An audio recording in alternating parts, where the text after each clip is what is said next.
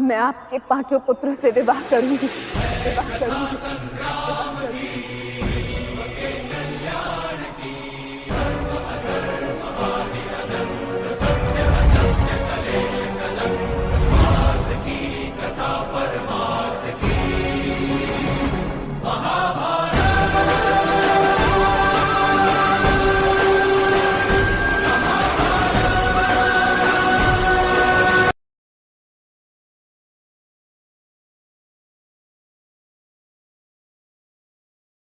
यज्ञ सैनी हूँ और अग्नि को कभी बांधा नहीं जा सकता। मुझे तुम दासी नहीं बना सकते क्योंकि मुझे वो स्वीकार्य नहीं, मान्य नहीं।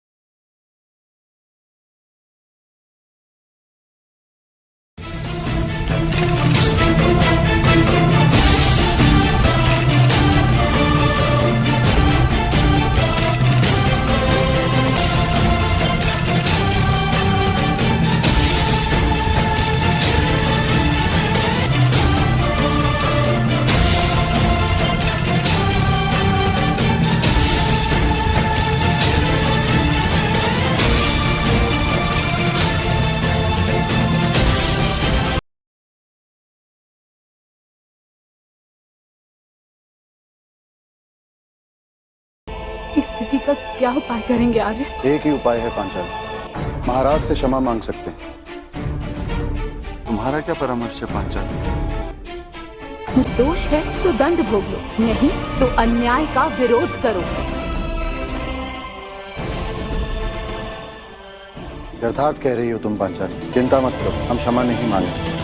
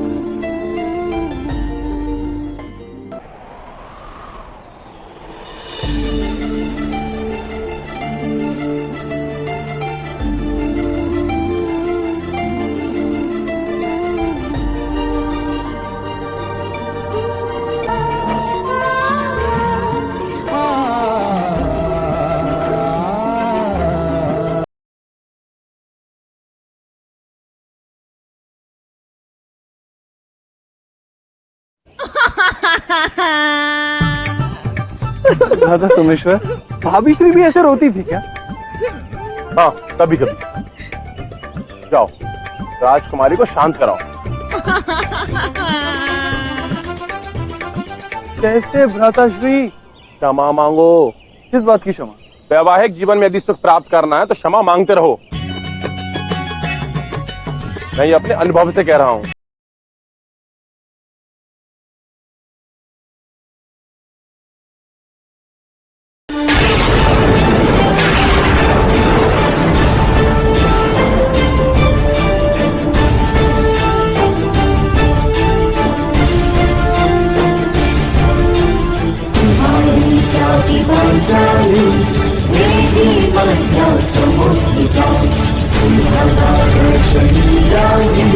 Baby,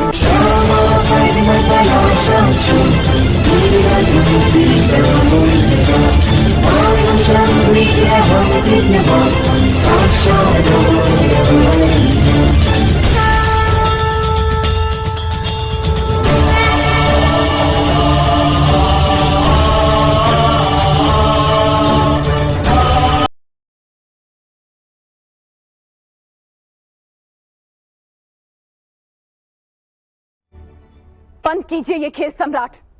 अधर्म है ये द्युत सभा, अधर्म है ये खेल। मत खेलिए इसे सम्राट, उठ जाइए। ये संभव नहीं सम्राट। आपने द्यूत खेलना स्वीकार किया है, आप अपने वचन से बंधे। तोड़ दीजिए उस वचन को। लोहे की जंजीर बनाते समय लोहार यदि अपनी ही बेड़ियों में बंध जाए तो उसे तोड़ना ही पड़ता है सम्राट।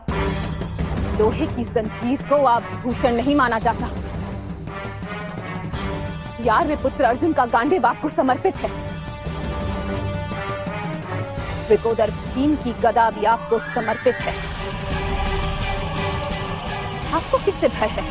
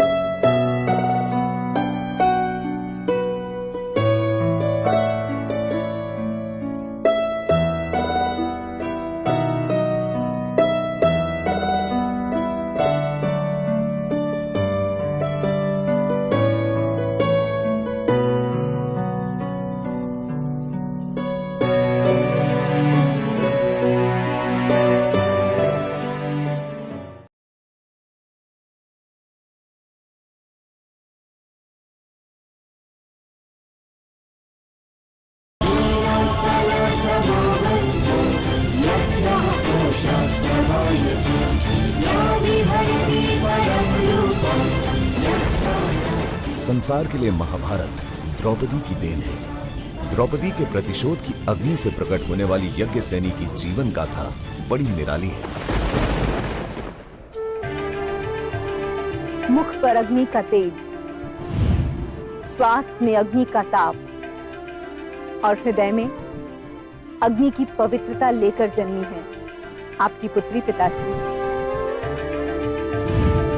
वो थी तो हस्तिनापुर की महारानी, पर उनके जीवन में दुखों की कमी नहीं थी।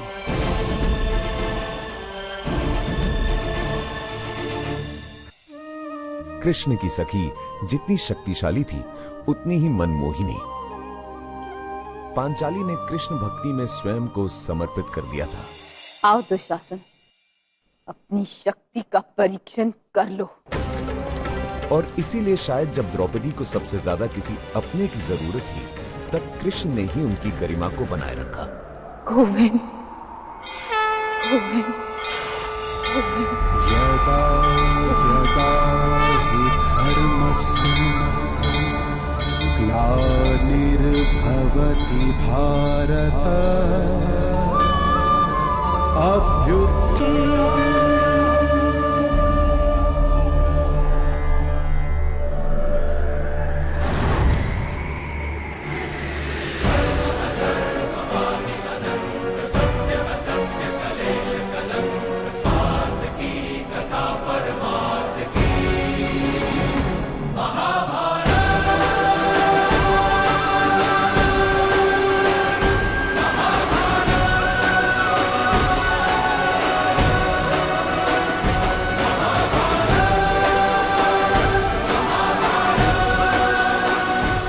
द्रौपदी की निष्ठा को शत शत प्रणाम।